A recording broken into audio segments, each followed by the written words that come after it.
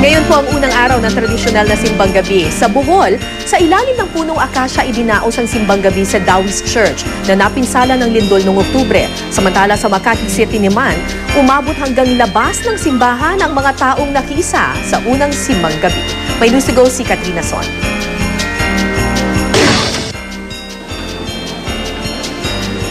Nag-umapaw ang Don Bosco Church sa Makati sa dami ng mga dumalo sa unang araw ng simbang gabi. Ang iba, tumayo na lamang sa labas ng simbahan habang nagmimisa.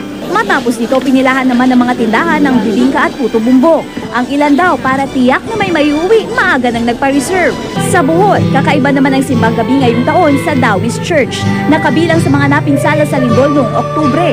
Ang tradisyonal na misa idinaos sa ilalim ng puno ng akasya. Ang ilan, nagdala ng sariling bangko.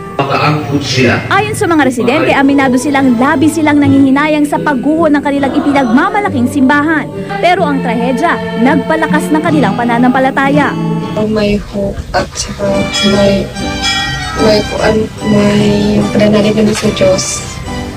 Hindi nagbabago yun at saka lalong tumatagal. Pasasalamat at kahit nagkaganon, nakikita ko sa mga tao dito sa Bohol, tuloy pa rin ang parang walang nangyari. Ito'y panata ng mga taga rito. Nagsisikap ang bawat isa ng mamamayan sa Taoist para bumangon ulit. Daan-daan din ang dumalo sa unang misa ng simbang gabi sa San Sebastian Cathedral sa Lipa, Batangas. Damang-dama naman ang Pasko dahil sa mga dekorasyong parol at makukulay na ilaw sa simbahan. Kasama sa mga ipinagdasal ang mga nasalanta ng Bagyong Yolanda. Pinangunahan naman ni Lingayen Dagupan Archbishop Socrates Villegas ang unang misa ng simbang gabi sa St. John Cathedral sa Dagupan City, Pangasinan. Mensahe raw ng 9 na araw ng novena ang simpleng pagdiriwang ng Kapaskuhan bilang pakikiisa sa ating mga kababayan sa Visayas. Hindi natin maaaring ipagdiwang ang Pasko nang wala sa ating consciousness ang victims ng Typhoon Yolanda. Hindi natin maaaring kalimutan ang Pasko, pero maaari nating kalimutan yung mga tradisyon lang naman ng tao.